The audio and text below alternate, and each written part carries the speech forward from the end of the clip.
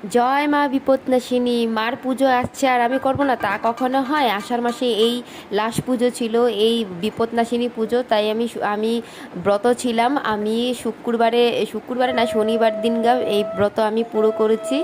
আর আমি যেরকম পারছি আমি মায়ের জন্য করছি, কেননা আমি ঘরে একা থাকি, আমার সাথে তো কেউ থাকে না।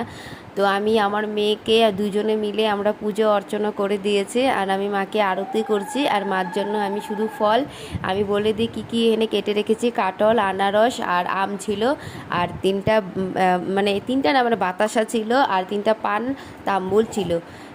তো গোটা তামুল ছিল। আর এইখানে মাকে আমি পুজো অর্চনা পুরো কমপ্লিট করা হয়ে গিয়েছে। আমি বহু শর্ট ফর্মে তোমাদেরকে দেখাচ্ছি মার পুজোটা। জানি না, ভুল হলো আমাকে ক্ষমা করে দিও তোমরা। আমি যেরকম পারছি, আমাকে কেউ দেখানোর মতো লোক নেই, কেউ বোঝানোর মতো লোক নেই। আমি যেরকম আমার মন থেকে আসছে আমি সেরকমই পুজো করেছি। আমার এই ভিডিওটা ভালো লাগে একটি লাইক আর ফলো